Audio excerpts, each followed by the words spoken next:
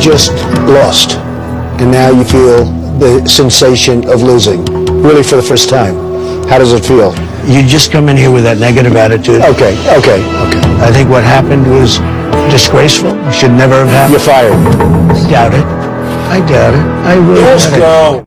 Big headline now from that Kristen Welker interview with Donald Trump. When asked about a potential third term, he said, "I'm not joking," but he says he's more focused on his current term.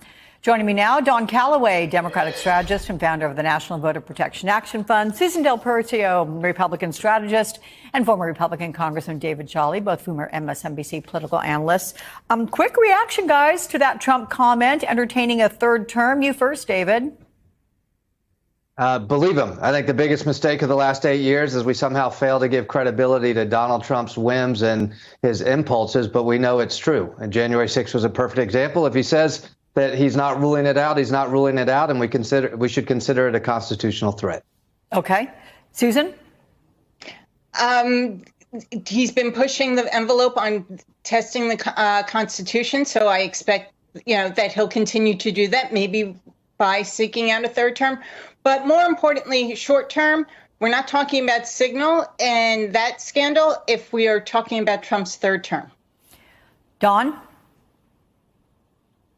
Yeah, I think both of them are exactly right. Steve Bannon was on Joe Rogan's podcast the other day laying out the very groundling seeds of how it's going to go down. And he said, listen, we are working on it. And by we, I mean the same people who work at the Heritage Foundation and these other well-funded, well-organized think tanks who are laying together the groundwork for things that actually come to pass. And the mainstream media and all of us on the left kind of blow it off as silly or improbable or unconstitutional. That doesn't matter to these folks. And I think you should take a third term or an effort at a third term as a legitimate campaign promise at this point. I'm just trying to do the math. He's 78 years old right now, turned 79 in July. Come on, he'd be in his early 80s starting at third term. I'm not joking. President Donald Trump on the record saying he's not ruling out another run for the White House, telling NBC News, quote, there are methods by which he could do it. Now, the president is limited to 2 terms by the 22nd Amendment to the Constitution, but that has not stopped President Trump from flirting with this idea before. It will be the greatest honor of my life to serve not once, but twice, or 3 times, or 4 times.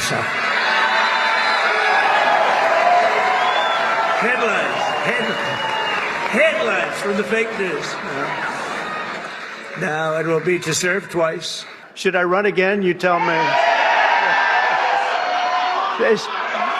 There's your controversy right there. There's your controversy.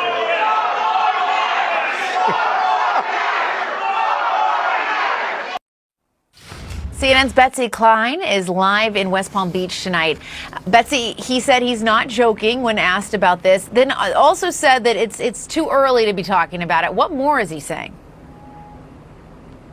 Yeah, Jessica, you're absolutely right that this is not the first time this has come up, albeit a little tongue-in-cheek as you just laid out. But President Trump openly talking about the prospect of seeking a third term in office, and he says this is not a joke. I want to read to you part of the transcript from the telephone interview he had with NBC News' Kristen Welker. Welker says, "Sir, I'm hearing you don't sound like you're joking. I've heard you joke about this a number of times," to which the president responds, no, I'm not joking. I'm not joking. The president goes on to say that there are methods on which he could seek a third term. Welker asked if it's possible that Vice President J.D. Vance gets elected and then passes the baton. The president indicated that that was an option, but he said there are others too. The president, of course, repeatedly said it is, quote, too early to think about it. Now, the 22nd Amendment to the Constitution, it bears repeating, Jessica, added back in 1951, and it says no person shall be elected to the office of the president more than twice. Now, repealing that amendment would require a 2/3 vote in the House and Senate and ratification in 3/4 of states. So that is extremely unlikely. However, Steve Bannon, who is a top outside ally to President Trump, has mused that the president could be eligible because the amendment doesn't specify consecutive terms. We should also note that President Trump is going to be the oldest president ever in office at the end of his second term, topping Joe Biden's record at 82 years and 7 months old in January of 2029. Asked if he even wanted to serve a third term, the president said he likes working. Jessica.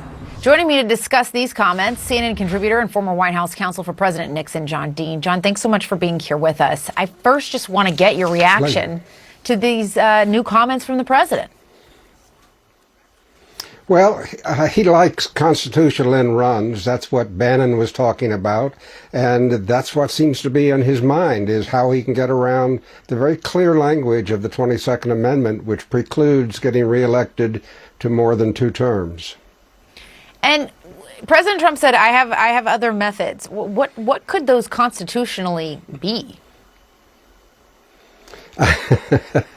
They'd have to be written by the Supreme Court that would redefine the Constitution. As I say, I describe it as a constitutional end run.